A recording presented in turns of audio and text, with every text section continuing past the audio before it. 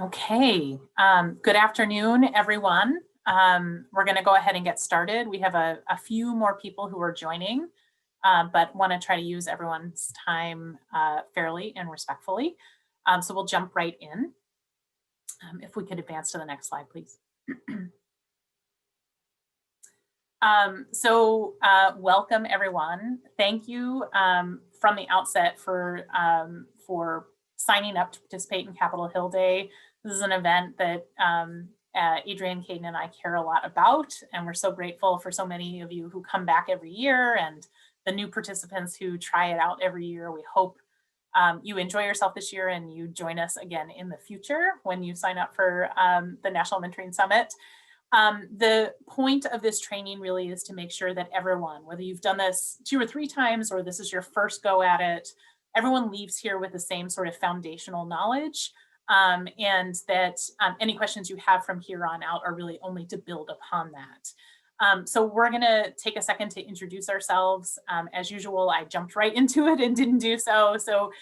My name is Abby Evans. I'm the Senior Director for Government Relations here at Mentor National.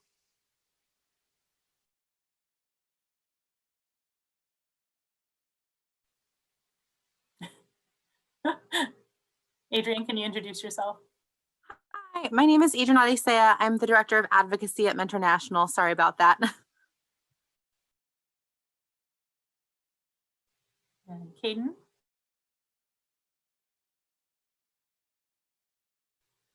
Oh, I don't know if Caden's on mute or... Okay, we're good.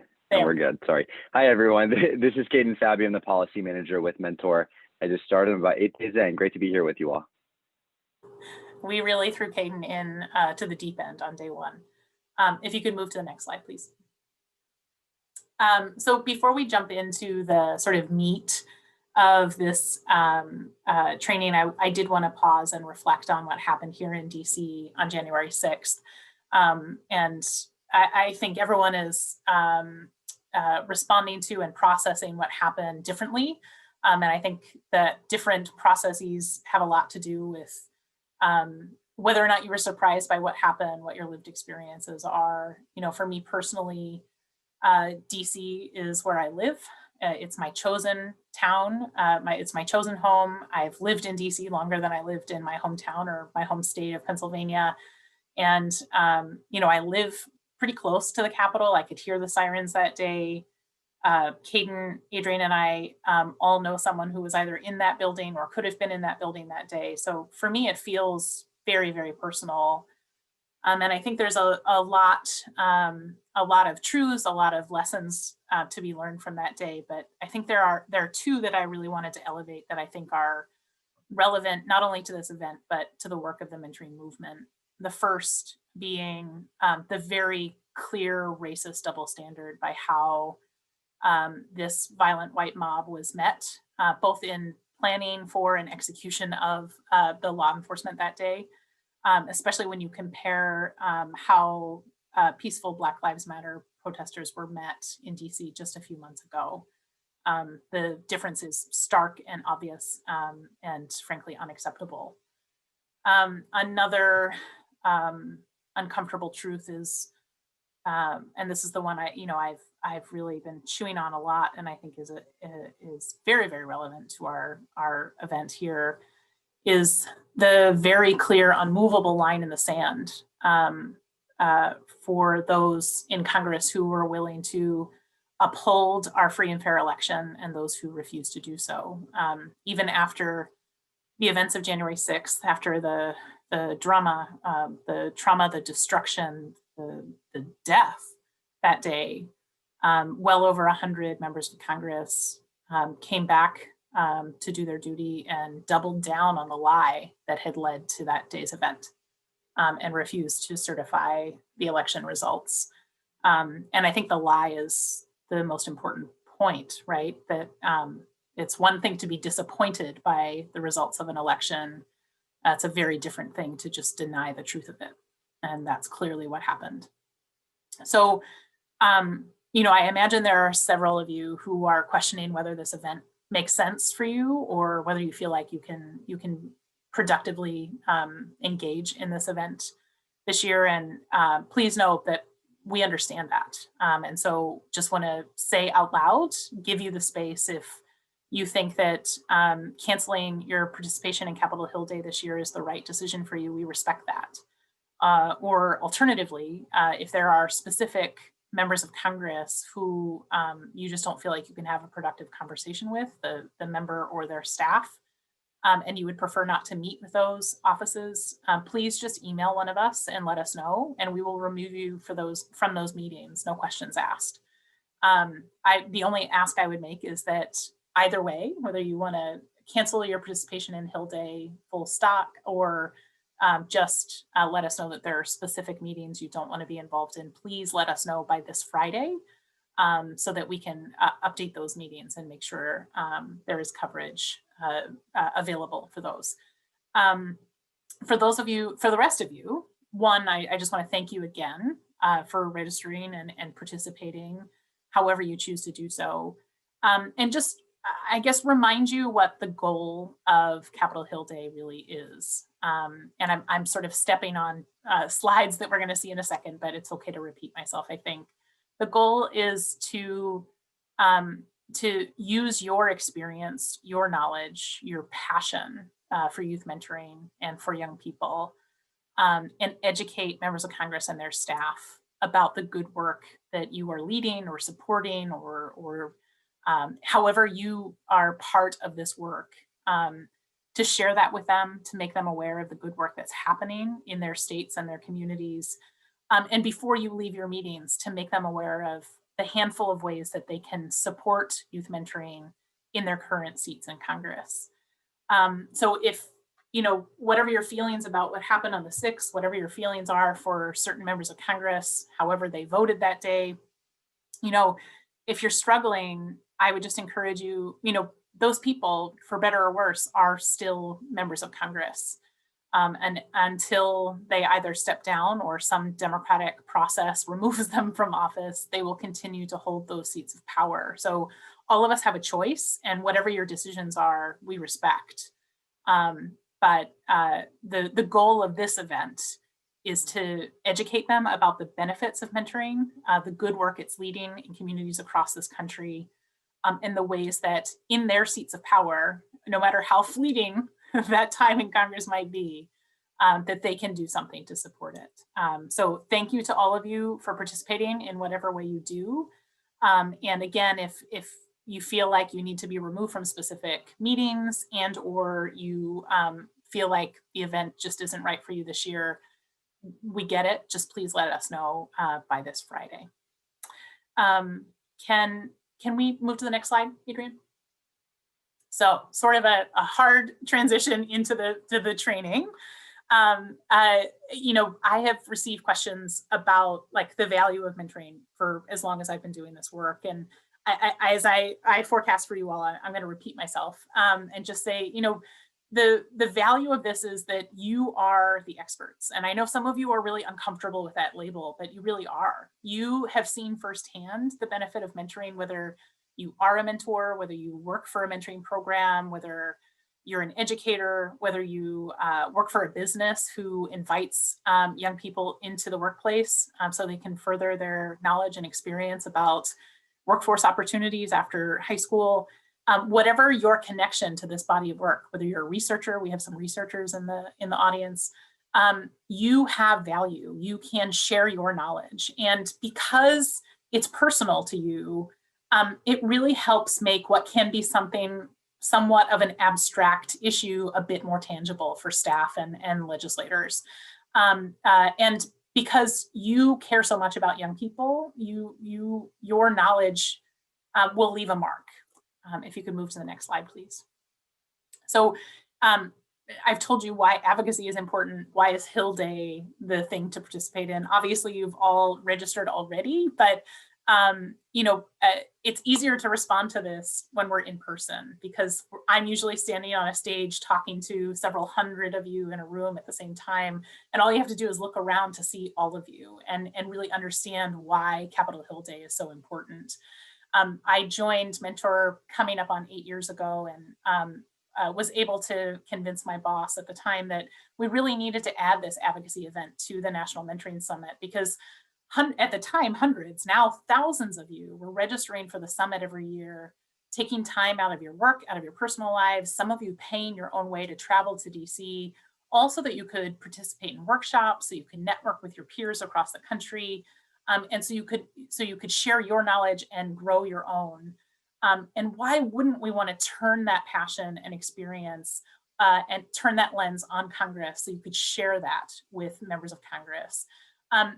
Normally this slide says in-person advocacy is the most effective, but in this virtual context, face-to-face or through a screen or over a phone, however you end up meeting with your legislative offices next week, that is really effective because you're going to be holding a conversation with them. Throughout the year, most of you receive action alerts from Mentor National on occasion. We ask you to send an email to your member of Congress or perhaps tweet your member of Congress. Those are effective means of advocacy as well, but they will not ever beat a conversation with a staffer or their boss. In the moment, you get to answer questions, clarify misunderstandings, and make a connection, right? I think a lot of you will be surprised next week, especially when you're meeting with your House offices. You'll realize what a small world it really is. The staffer you talk to might have grown up in your district or know someone you know. It really does. Capitol Hill is a very small world. And so you'll get to have those conversations. You'll elicit a response. Hopefully you'll be able to get some sort of commitment from those offices. But you will have that conversation and you will leave a mark. You'll leave a positive mark and be memorable to those offices. Next slide. Oh, I'm sorry, I forgot to introduce.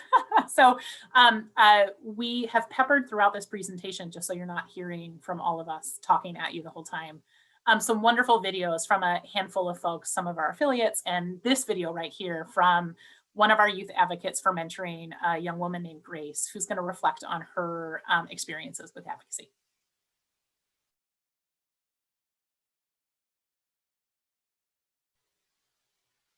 Adrian, I don't think the sound's working.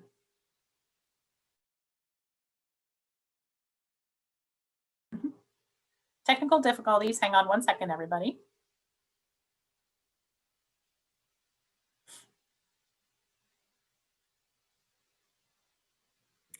Hi, my name is Grace Eatlin. I am 22 years old and I live in Louisville, Kentucky. Today I wanted to share a few words about why advocating for mentoring is important and also share a little bit of my experience about being in youth advocates for mentoring.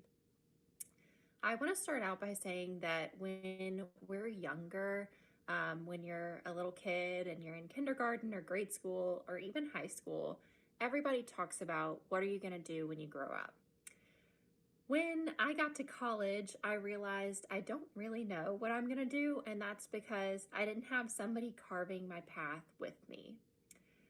When you are in these positions of applying for jobs, internships, or even just putting yourself out there emotionally, advocating for causes that you care about, you learn by the people that you're around.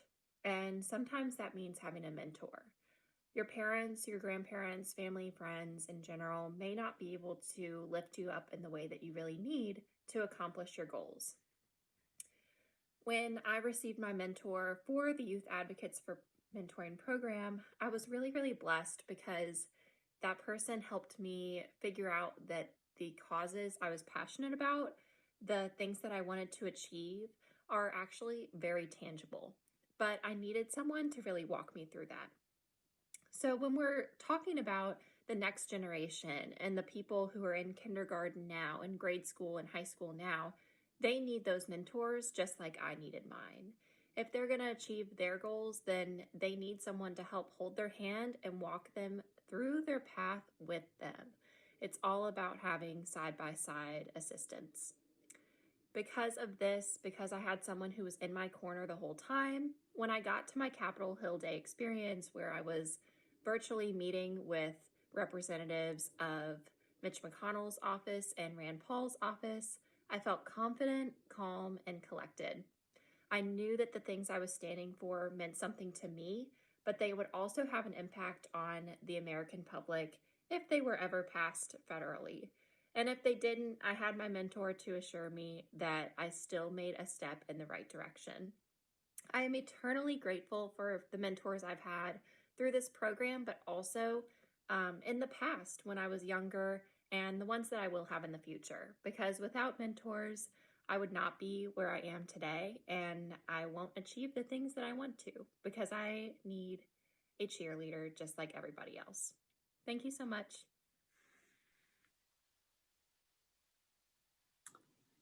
After Grace's really wonderful video, I have the pleasure of introducing a really short video from Mentors Connecticut affiliate, the Governor's Prevention Project, Aristide Hill, and he's just reflecting on his Capitol Hill Day experiences. Hello, my name is Aristide Hill, Mentoring Program Manager with the Governor's Prevention Partnership in Connecticut. And I want to talk a little bit about my experience with the 2020 Capitol Hill Day. At first, I was a little bit hesitant and intimidated by the prospect of going up to Capitol Hill and talking to our legislators about mentoring. But we received so much support from Mentor, especially with Abby and Adrian. They gave us a blueprint to really do something really good. And I was able to galvanize the members from Connecticut, and we went through our appointments, and it was very smooth. The one question that we got ahead of time during our training was, ask the lawmakers if they ever been mentored or have they mentored somebody. And I asked every single staff person and lawmaker about that, and the stories that came with that was mind-blowing. They began to talk about their experience in college and that one person in their life that made a really big difference. And so I would like to say that our 2020 experience with Capitol Hill Day was a rousing success, and I'm looking forward to 2021. Thank you.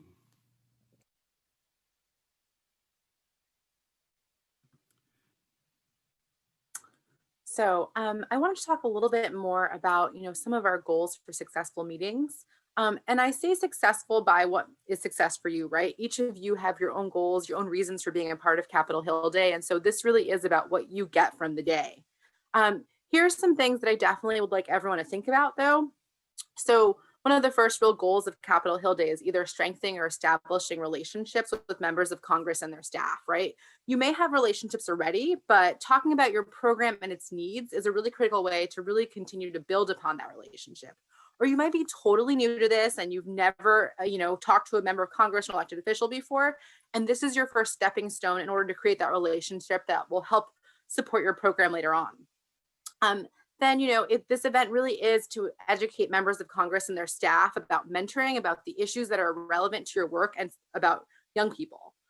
You are the hearts of the mentoring movement and you are the experts. So it really is your job to paint a full picture of what your programs are like for members of Congress. I promise you, they are not experts in youth mentoring. You really are. And you're going to have every piece of knowledge that you already need in order to talk to them. And then the last part, of course, is to ask for their support of key policies and issues, right? Support the mentoring movement's legislation. Mentor works really, really hard to ensure that our legislative agenda is really reflective of the mentoring field. And so you should really encourage your members of Congress to support legislation that would actually expand opportunities for communities and young people like yours. So I know everyone is a grown-up. I know you've been doing this for a year now, but I wanted to provide some best practices about Zoom that I like to, remind myself of before meetings. So just make sure that you arrive early to test your signal. You want to ensure there's no technical challenges. Look, it's inevitable that there's going to be a tech issue. But if you download Zoom beforehand, you arrive on time or early, you're able to troubleshoot it before congressional staff or member of Congress gets on. And it'll make the meeting be a lot more smooth. Just be mindful of where you are as well. Make sure there's nothing partisan in your background. No, this person for Congress poster behind you or anything really distracting. Mute yourself should have been the motto of 2020, but actually make sure you mute yourself. And if you're someone who loves to talk a ton, right? Congressional meetings are relatively short. If you talk the entire time, you might jeopardize having any other person in your group speak. So try to step back a little bit. You'll really want to coordinate with your state group before meetings, which you can do during your state check-ins that Abby will talk about in a second, but it really is a good opportunity to think about, be cognizant of how often you're speaking and if you're giving voice to other folks as well.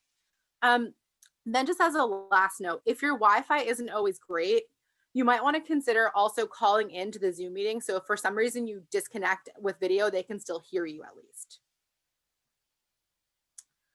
So this is a really great picture of Mentor National's team celebrating election day and civic participation. You can probably see on our shirt it says I voted. While this photo might seem super easy to coordinate, it took a lot of people in the background to coordinate the logistics. So with that, I want to introduce a video from Mentor New York CEO Brenda Jimenez and their Director of Training and Program Development, Jack Kavanaugh, who will talk to you about how to best plan and coordinate for effective Capitol Hill Day meetings.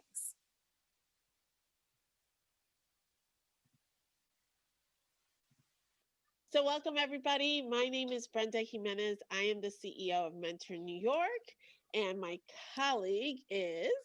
Hi everyone, my name is Jack Kavanaugh. I am our Director of Training and Program Development here at Mentor New York.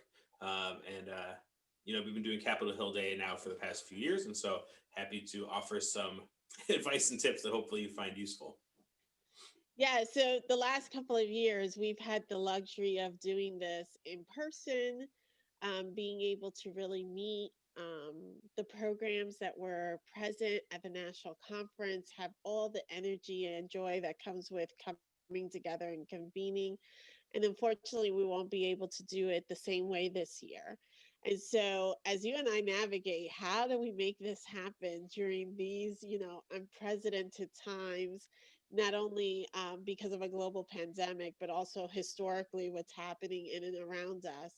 We really have to strategize, Jack, on how we're going to do this so that it's effective and it's actually impactful. So tell me, what are you planning with sort of the New York City contingency in and around Capitol Hill Day right now?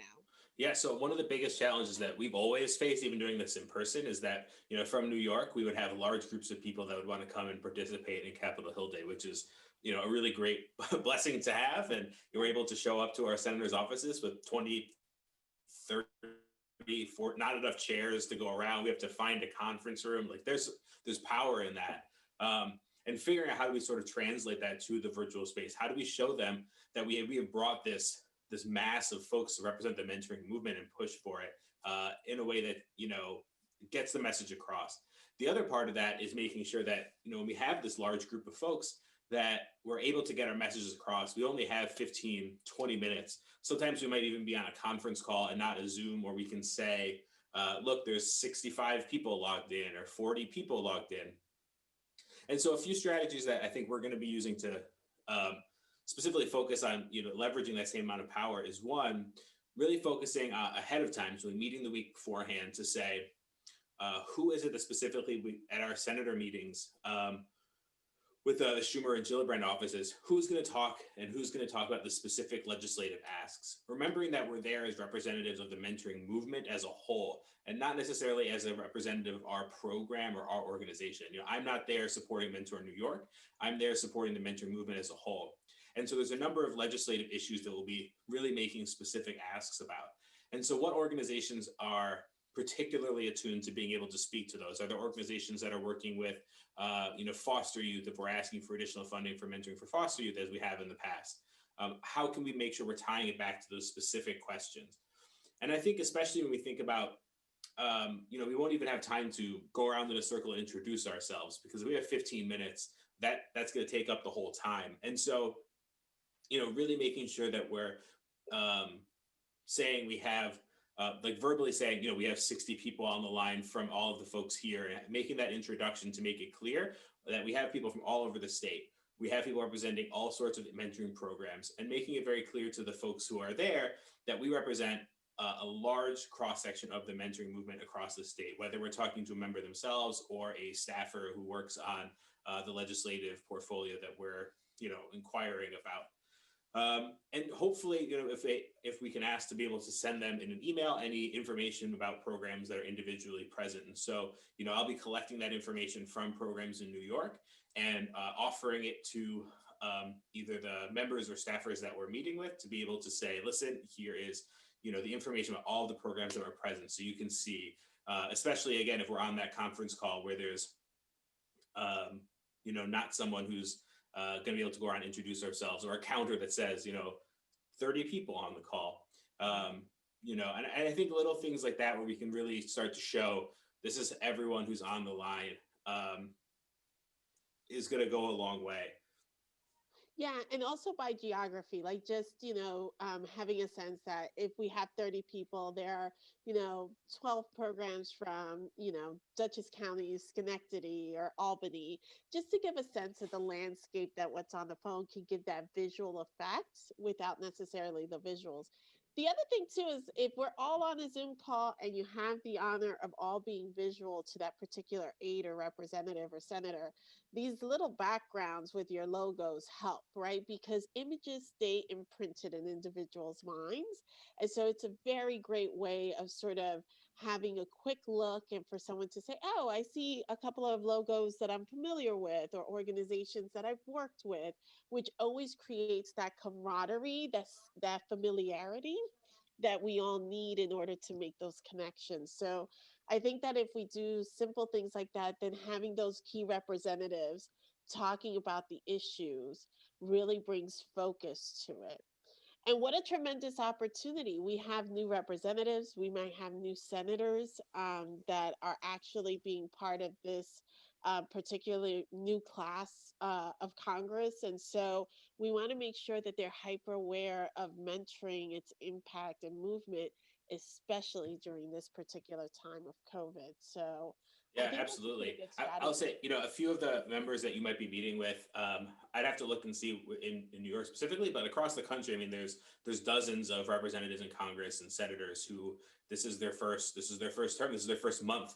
Typically, they're seated right around January 4th or 5th. I want to say the congressmen are seated a little bit earlier than the president, and so they don't, they're not coming into this with the very seasoned. They're not coming into this with staffers that might even know about what we're talking about. And so it's important to do that. And the other side of that coin too is a really good opportunity to, get to know some of the staff for in the future. We've been doing this for a few years and I've met with the same congressional staff 3 times now. And so being able to really identify with them and say, we remember we met last year, we talked about this, it's so great to see you again. Starting those relationships, especially with those new staffers or new members, is going to be a really important jumping off step, I think. Starting with this year, especially in the years where there are the new members. So obviously next year there won't be. Yeah, no, absolutely. And I also think that this is one of the spaces where talk about bringing bipartisan support and unity around issues that we all care about. Young people, education, relationships, impact. And really, I think in this particular moment, to be able to bring that level of focus into their work is really a gift that we have, not only to give, but to share so that they could have greater impact on our work and we could have greater impact in communities. Absolutely. Yeah, we've been lucky enough that mentoring is a very uncontroversial bipartisan issue, who That's right. can't get behind supporting youth mentoring. And so Right. it's good to lean into that and really, underline about, we've had broad bipartisan support. This has been something that's been, continually, encouraged. We want to see it encouraged and funded at a slightly higher level or in slightly more targeted ways. But it's always easier to go make those asks when they're uncontroversial, as mentoring is. The other thing that I would elevate as we're looking at those legislative pieces is also having them understand the impact that COVID has had on the actual movement, the program services. We are made up of organizations that are employing individuals in communities, that are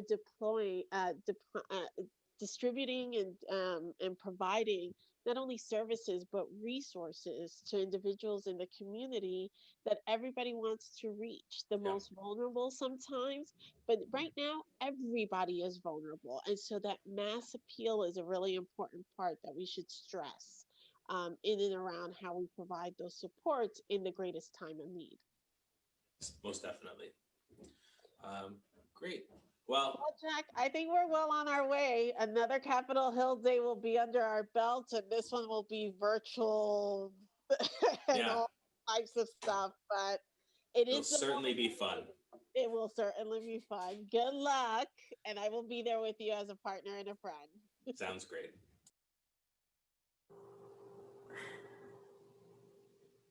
So I think you all can see why we ask our amazing affiliate staff, execs and staff to record remarks for this, because they are much smarter and much more pragmatic than we are.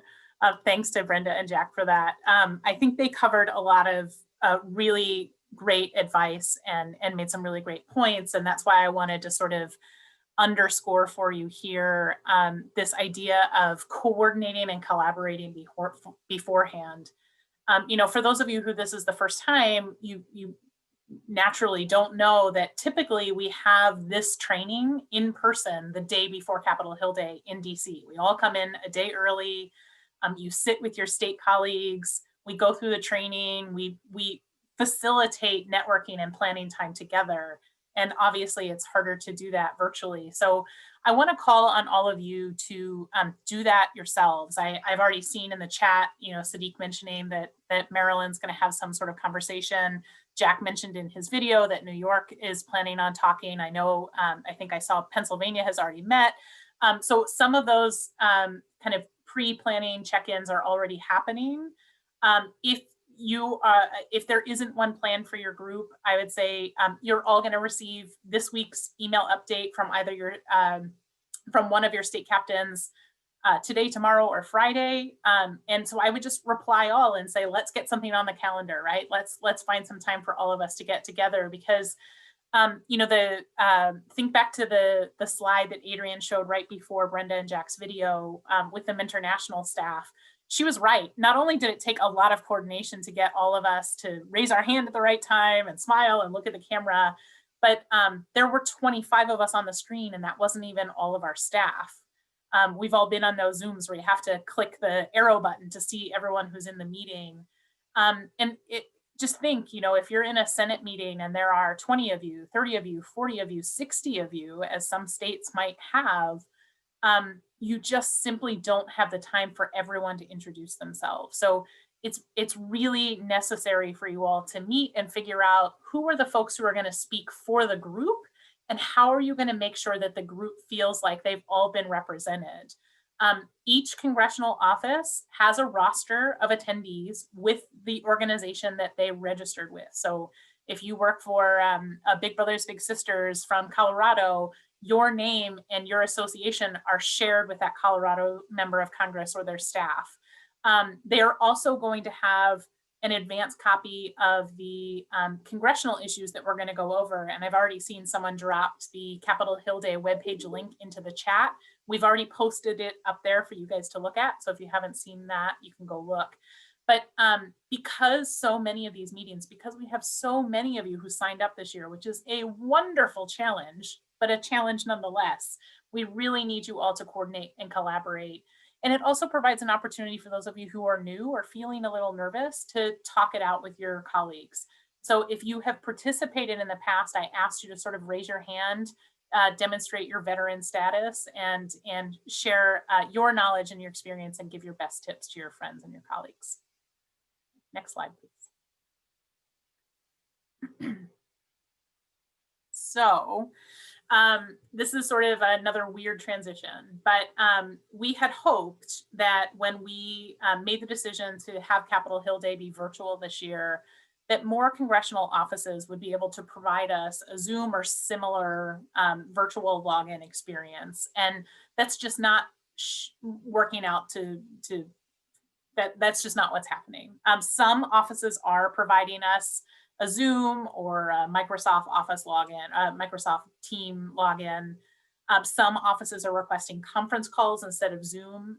It seems right now that most meetings would be in a Zoom-like platform, but because we don't have coverage for all states at this moment and don't anticipate having all congressional offices being able to provide a Zoom, we're going to need your help. So if you reside in a state that has a mentor affiliate like New York or Colorado or Pennsylvania or Florida, there's more than 20, you've been hearing directly from our colleagues as your state captain. So basically, if you've been getting weekly updates from someone other than me, Adrienne, or Caden, you live in one of our affiliate states. They are going to be the sort of first line of defense on setting up Zoom meetings. They might reach out to you and say, hey, is there a volunteer who can help us set up a Zoom or similar login for this meeting or this meeting? But by and large, those states will have at least someone trying to fill in as many of those gaps as possible. The rest of you, we're going to need your help. So I've already seen questions in the chat box about when you're going to be able to see your agendas. So in this week's update, we are going to tell you how to log in and see your agendas. Big caveat up front. We are still confirming appointments. In fact, most of the appointments have not been confirmed yet. So some of you may log in and see no appointments or just one appointment. Keep checking back.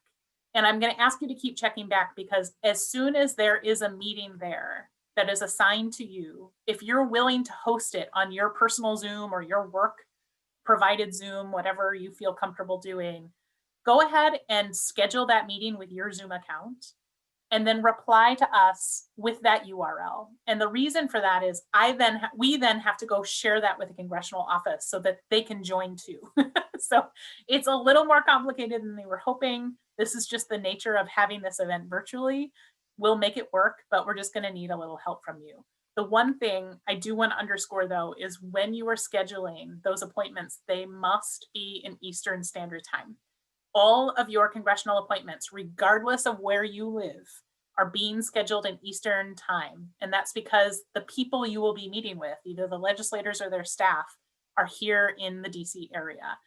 And so to keep it simple, all meetings are in Eastern. So if you are on the West Coast and you're going to volunteer to schedule a Zoom, I need to make sure that you're scheduling it in alignment with the Eastern Time. So if you have questions about that, certainly let us know. But thank you in advance for your help. And as you take a look at your agendas and see that there is a meeting you're willing to host, go ahead and schedule that and get that information back to us as soon as possible. Here's another thing I'll just flag for you. Inevitably, 2 or 3 or 4 of you are going to volunteer to schedule a Zoom at the same time. I'm going to take the first one, drop it into your agendas, and you're all going to be able to see what the login is. So I'm going to thank all of you for volunteering. Whoever gets to me first is the one I'm going to drop into the inbox. So I will try my best to communicate back to you if we've got it covered, but thank you in advance for your help and just let us know if you have any questions. Next slide, please.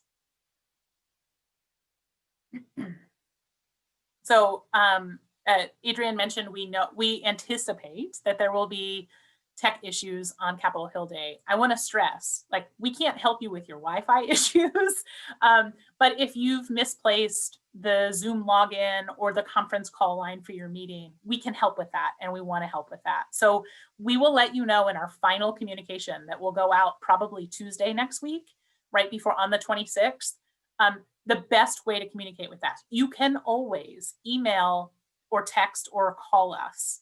At the very end of this presentation, we'll share our contact information. That is a baseline. You can always reach us that way.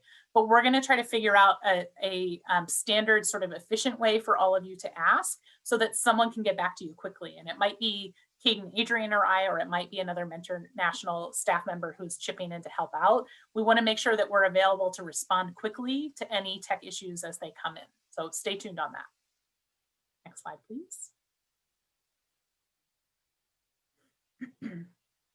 Thank you. So this might seem like a weird thing to have in our training for a virtual event, but if you recall, when you signed up to participate in Capitol Hill Day, you were asked to provide your preferred t-shirt size.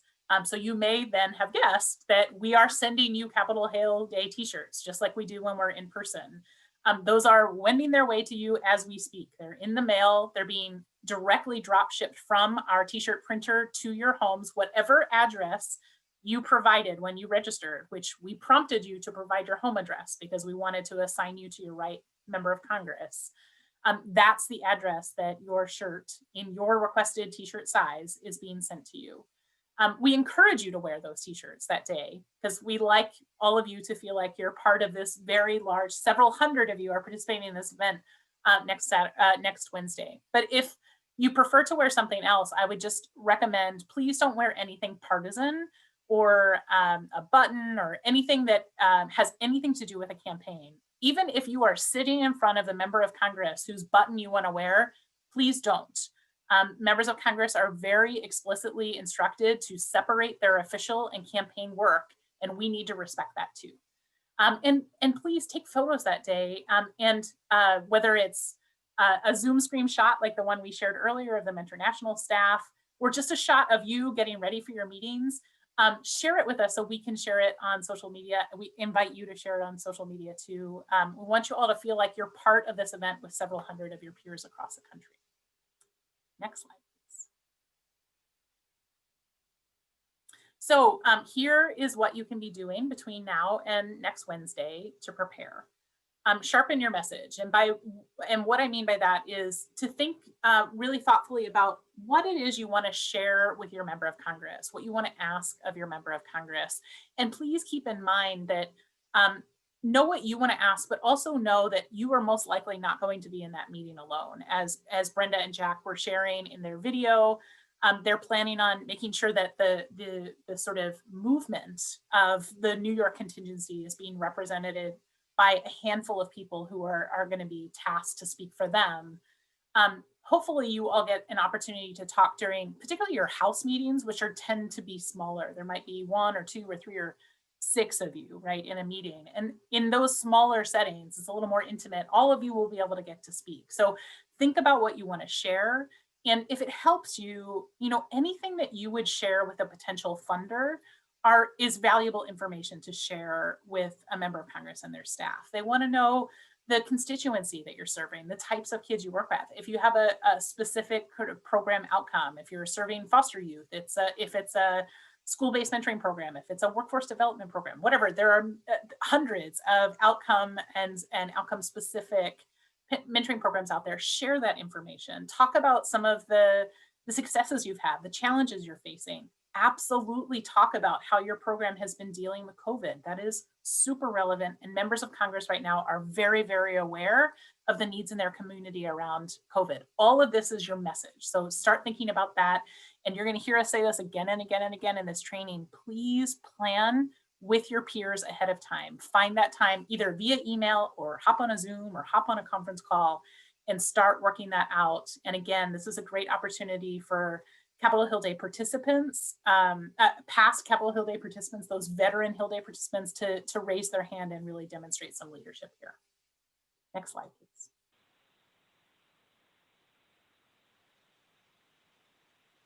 Hey everyone, this is Caden. I'm going to talk to you a little bit about what you can expect during your Hill meetings.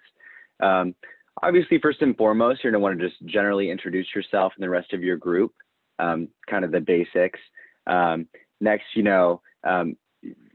obviously it's kind of normal for us to want to find points of connection and ways and things that we can talk about, but in general, try to keep chit chat to a minimum and be cognizant overall of the amount of time that you have. We want to make sure during these meetings that we're hitting our key points and the different legislation that we'd like for them to support.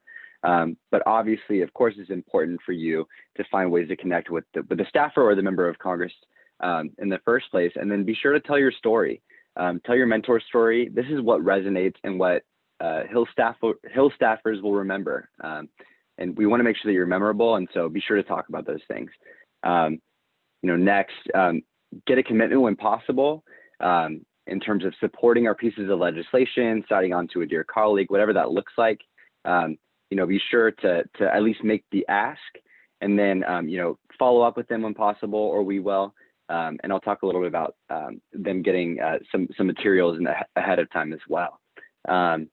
Next, be sure to allow time for questions at the end, and then of course take a picture and tag your member of Congress, and then use the hashtag #MentorAmplifies, and we'll be sure to share that information as well.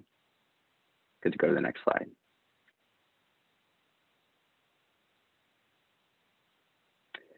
So sort of working with Capitol Hill, as a person who's worked with these staffers before, you kind of have to be naturally a little bit flexible and kind of empathetic of these oftentimes very young staffers who are working with these members. And so just be aware that oftentimes your meeting time might change at the last second. Your staffer might be, running from one meeting to another. And so just know that we'll keep you posted via the app that we'll talk a little bit more about in a little bit.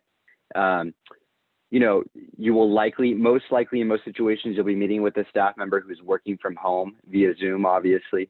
And so just know that your meeting may be short, or they might be willing to extend your meeting time a little bit longer, especially if your meeting is going particularly well.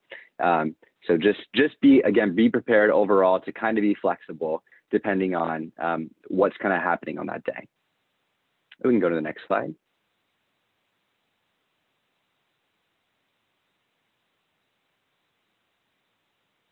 As I was saying, kind of the materials for the appointments will be sent in advance to each of the staffers that you'll be meeting with. And so they'll be receiving both a legislative issues sheet, which covers all the bills that we're just about to talk about, and then specific mentoring or message points, about the impact of youth mentoring. So feel free to let them know that they have materials in their inbox that they should have received beforehand, that they can go over as well. And we can go to the next slide. Hi everyone, it's Adrienne. So the Capitol Hill Day app is back again, and it's a really great resource to keep you connected to everything related to Capitol Hill Day. It allows you to view a personalized agenda of the day. It'll tell you all the logistics of your schedule. It will alert you of meeting time changes, which I promise you happen more often than we would like the day of, right? Member of Congress office tells us, sorry, the member has a hearing at 2 now, can we change this to 3?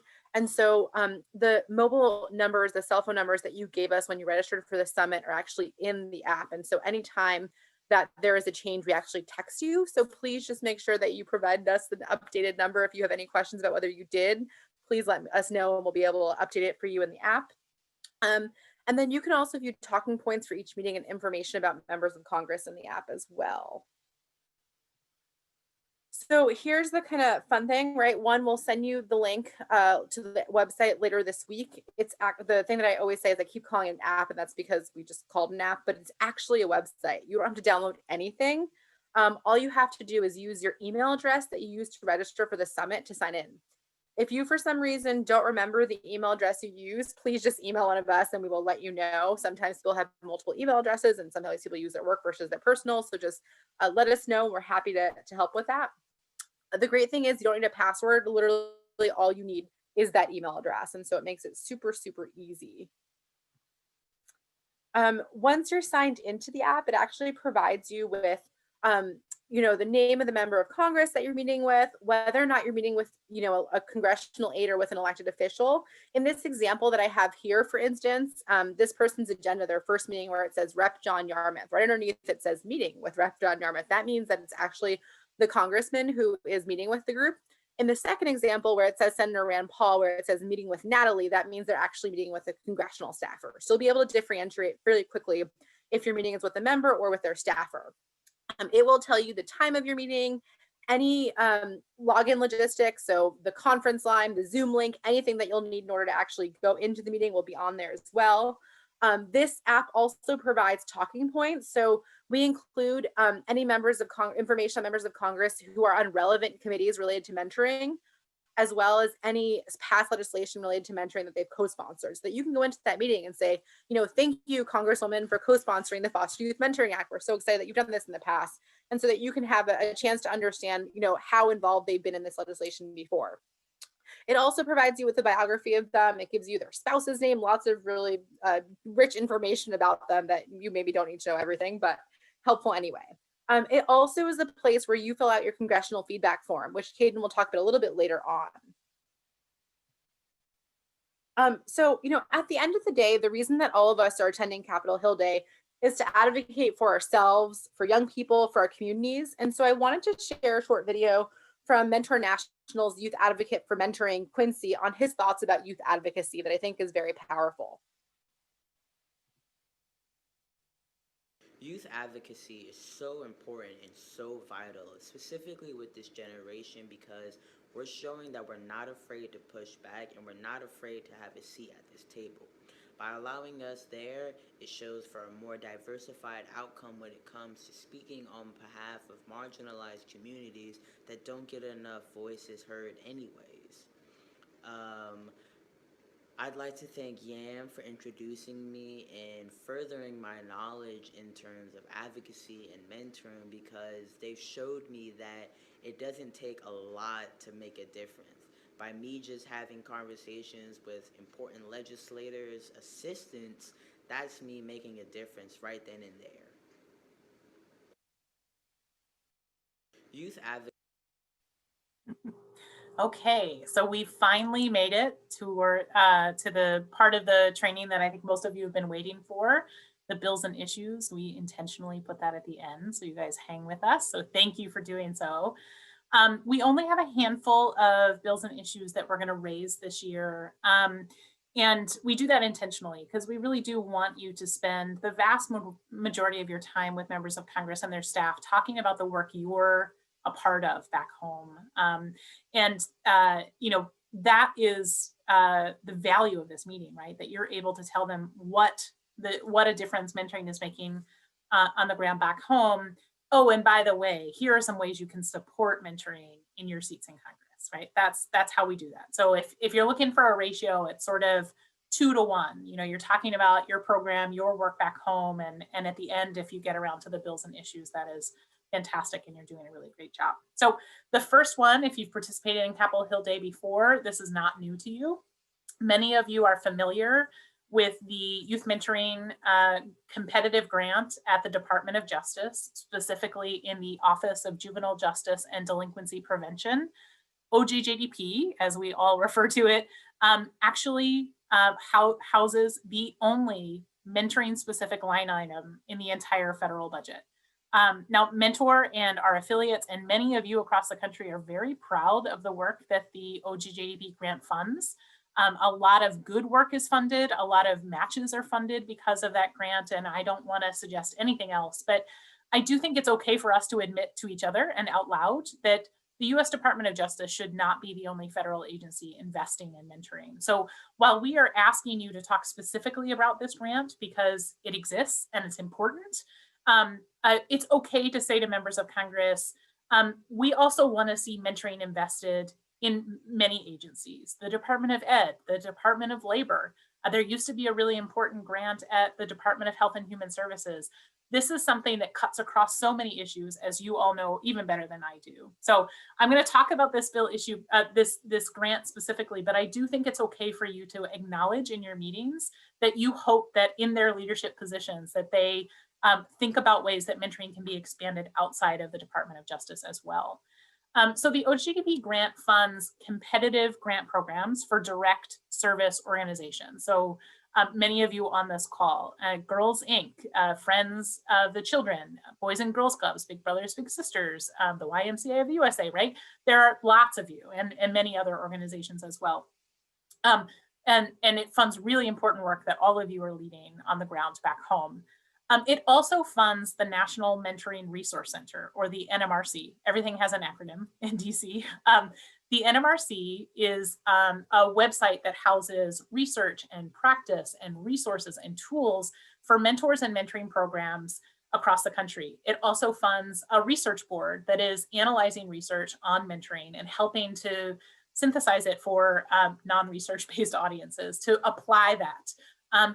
And the other thing it funds is a place where any mentoring program, whether or not they were receiving funds through this grant or whether or not they're receiving funds through this grant, to request free training and technical assistance. The Mentor National actually receives money to manage the National Mentoring Resource Center through this grant, through this line item. And the vast majority of the money we receive is actually passed through to our affiliates to provide that training and technical assistance to mentoring programs across the country for free. The training and technical assistance is evidence-based and is really helping to improve practice across the country. And so we are very proud of that. And I know many of you are very proud of that work as well. The good news is that in the last few years, we have seen small incremental increases in this grant over time. And a lot of that can be attributed, I should say, to the Hill Day activity. Every January, just as Congress is starting to think about the budget process and starting to think about budget priorities, you're all up on the Hill talking about the important work that you're leading, the difference that mentoring is making in your communities. And we've seen that reflected in the small increases we've seen over the last 3 or 4 years. In the most recent funding bill, fiscal year 21, FY 2021, we saw a $3 million increase to a total of $100 million. This is the first time this grant has hit $100 million in more than a decade. And I thank all of you for your work last year and throughout the year in helping us achieve that goal. We've been trying to get back to that 100 million marker for a while. As you can see in the red text on this slide, our request this year is for $120 million for the OJJDP grant in the next fiscal year, which is FY22. And the sort of part B ask there is that not just that they support $120 million, but they're willing to sign what's called a Dear Colleague letter to their colleagues saying, we support this grant and we think it should be funded at $120 million. So that's the request for the OJDP grant this year.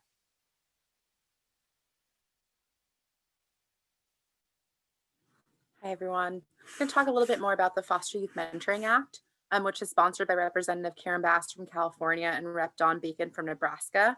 It's a bipartisan bill that really works to provide funding to mentoring programs that are serving young people in foster care. So program recipients can do things like train mentors on effective practices. They can use it for background screenings. They can really think about the different things that they specifically need in their program and help with funding to meet those gaps. Focuses in on providing foster youth with, the social capital and resources and support they really need. And, it would encourage state child welfare systems to start to think about using mentoring as a support system for people in the foster care system. And we hope that'll create a ripple effect, right, for child welfare systems throughout the nation to look at the best practices that happen as a result of this initial funding. So the ask for this year is to ask folks in the House to co-sponsor the Foster Youth Mentoring Act. It will be introduced in May this year during National Foster Care Month. And then for Senate offices, we'd like them to introduce this bill, right? We are looking for senators to actually introduce the bill together. So if there are any offices who are interested in introducing it, we would love to get their support. And then the Chronic Absenteeism Reduction in Every School Act, which is a mouthful, is a bill sponsored by Representative Tim Ryan from Ohio and Representative Jamie Herrera Butler from Washington. It is also a bipartisan bill and would really authorize funds for schools to both develop and implement effective practices to combat chronic absenteeism, right? So it focuses in on a couple of different angles that I think are really important. The first one is implementing real-time data collection and also analysis tools to actually allow educators and administrators to track and identify attendance issues and monitor when progress is being made or not being made. It allows schools to partner with local health providers, to partner with social service providers, specifically to address some of the issues that their students might be facing. And it also provides states with the ability to combat chronic absenteeism, specifically by training and implementing school-based mentoring programs, right? Schools will be able to utilize school personnel. They can partner with community-based organizations or set up peer-to-peer mentoring models. It really depends on what's most impactful for that school district. One of the main points that I would really emphasize when talking to congressional offices about this bill is that it really allows a tailored and targeted approach to school responses to chronic absenteeism. We know there's no one cause for chronic absenteeism, so schools should be able to figure out with some flexibility what works most effectively for their students. And so the ask this year is to garner co-sponsors for in the House when Rep. Ryan, Rep. Herrera Butler reintroduce later this year. And then for the Senate, we're hoping that 2 senators will also be interested in introducing this bill as well. So seeking support there as well.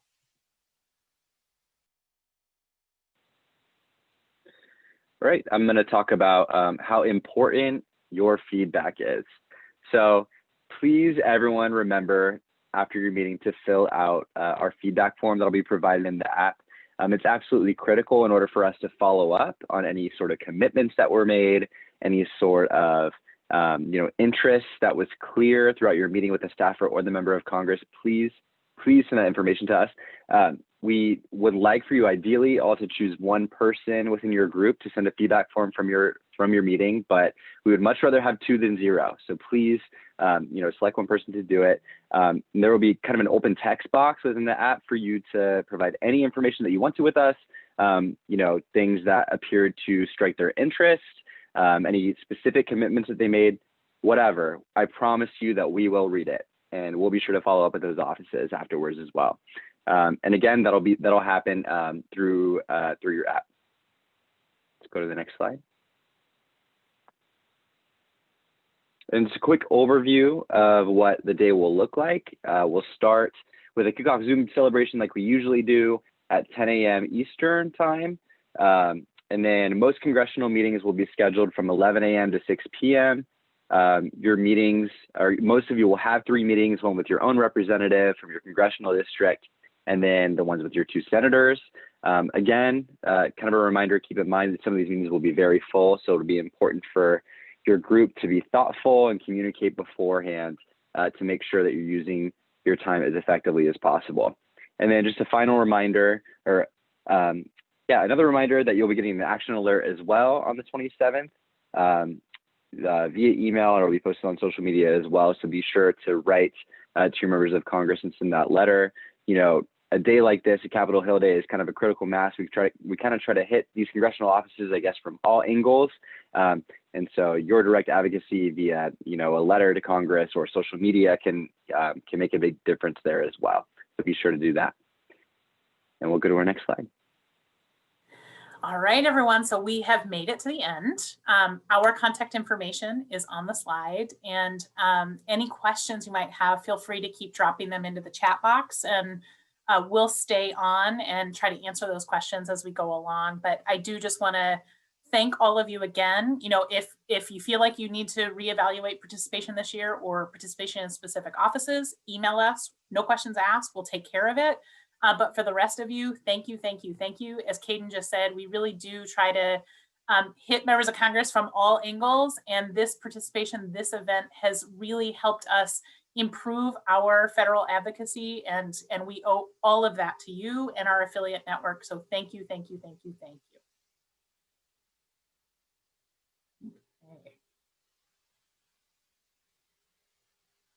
Michael, state captains are most likely is one of us here on the screen, myself, Adrian, or Caden. So email us, and if you're from a different state, we'll connect you to the right person. Oh, the app, Adrian, what's the app called for them? What do they see? Is it Soft Edge? Is that what they see?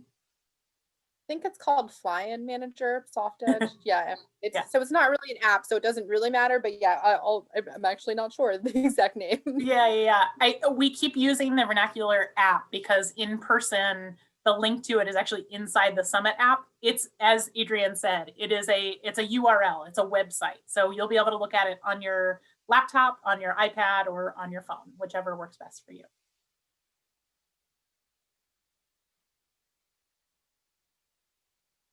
Oh, congratulations, Michelle. Well, that's great.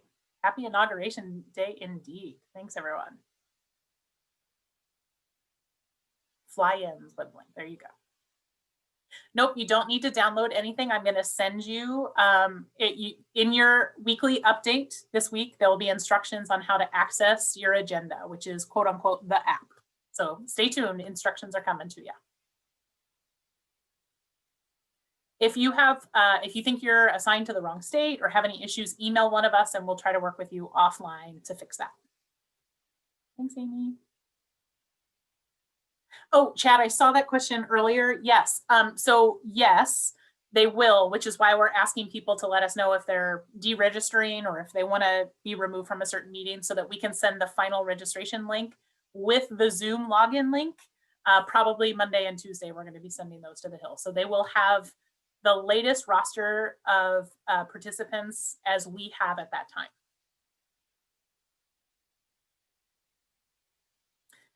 You'll get instructions on how to access your agenda in this week's email update. Caveat, we are still confirming appointments, so you'll just have to keep checking that website and see as we update your agenda. We'll be confirming appointments right up until Wednesday morning, I promise. So keep checking back. Yeah, and I would just note that this year is a little unique, right? Schedulers for members of Congress are incredibly busy, and they will literally leave it to the wire. They will confirm things Tuesday at 5 o'clock. And so please don't worry when you see only one meeting, because I know folks panic when they see that. I promise you, they'll all be confirmed by Wednesday. Ditto, ditto, ditto. Exactly.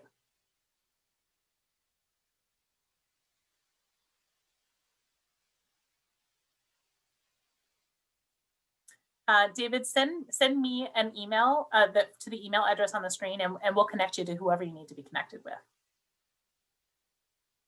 Sent this week. Yes, Jessica, you will get instructions this week in your email about how to access your meeting agenda for next Wednesday. Star next to the meeting happening.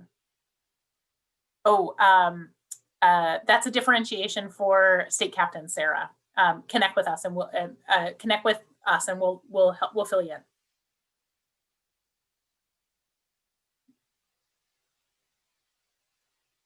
Phyllis, an email will be coming out later this week from the folks in Florida. And so be on the lookout for that. And if you, for whatever reason, don't have an email by close of business Friday, email me and I'll connect you with the right people.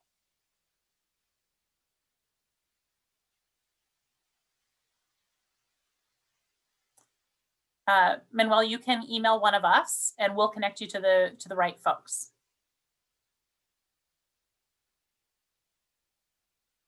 Yes, if you could, that setting in Zoom where it's automatically, the password is automatically in the Zoom link, that would be ideal, Caitlin. That way no one has to be let into the meeting.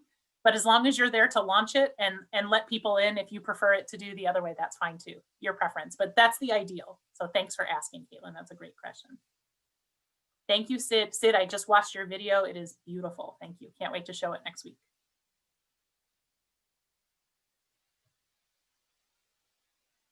Okay, looks like our questions are slowing down. So I think we're gonna wrap this up. Thank you, everyone. Have a wonderful afternoon and a great rest of your week.